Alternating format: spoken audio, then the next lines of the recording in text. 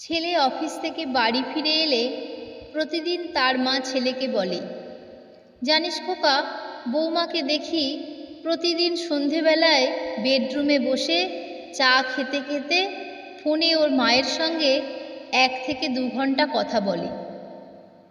ছেলে মায়ের কথা শুনে মাকে জিজ্ঞাসা করল, আচ্ছা মা, সাথী কি সংসারের সব কাজ করে? মা বলল, হ্যাঁ, সমস্ত কাজই করে, এমনকি আমাকে সে একটা কাজও করতে দেয় না। তখন ছেলে বলল, মা, তাহলে তোমার অসুবিধা কোথায়? মা তখন ছেলেকে বলল, তাই বলে মায়ের সঙ্গে রোজ রোজ এত কথা কিসের? ছেলে বলল, মা, সাথী তো তোমার সংসারের সমস্ত কাজ সেরে তারপরে ওর মায়ের সঙ্গে ফোনে কথা বলে। মা, তোমাকে একটা কথা বলি, কিছু মনে করো না। আমার বোন পিউ রাত্রি 10টার সময় প্রত্যেক দিন ফোন করে তোমার সঙ্গে ঠিক কতক্ষণ কথা বলে? মা তখন ছেলেকে বলল যে, পিউ পিউ তো প্রায় 2 ঘন্টার মতো কথা বলে, কিন্তু তার সঙ্গে বৌমার তো কোনো সাথ নেই।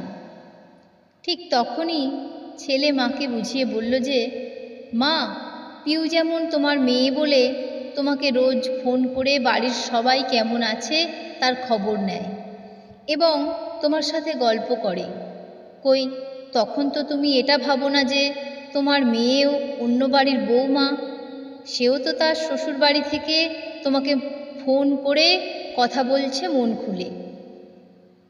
ঠিক সেই রকমভাবে তোমার বৌমাকে তোমার মেয়ের জায়গায় বসিয়ে দেখো, তাহলে হয়তো তোমার এই কথাগুলো আর মনে হবে না। তখন ছেলেটির মা কথাটা বুঝতে পেরে ছেলেটিকে বলল, কথাটা তুই একদম ঠিক বলেছিস খোকা, আমি তো কখনো এভাবে ভেবেই দেখিনি। আমি তাহলে এতদিন সাথীর ওপর শুধুই রাগারাগি করেছি, আমারই বোঝার ভুল হয়েছে। প্রত্যেক শাশুড়ির বৌমাকে নিজের মেয়ের জায়গায় বসিয়ে তারপর ভেবে কথা বলা উচিত, কারণ তার বৌমা অন্য বাড়ির মেয়ে আর তার নিজের মেয়েও অন্য বাড়ির বৌমা, তারও শাশুড়ি আছে, এটা মনে রাখা উচিত। ভিডিওটি আপনাদের কেমন লাগলো কমেন্ট করে জানাবেন।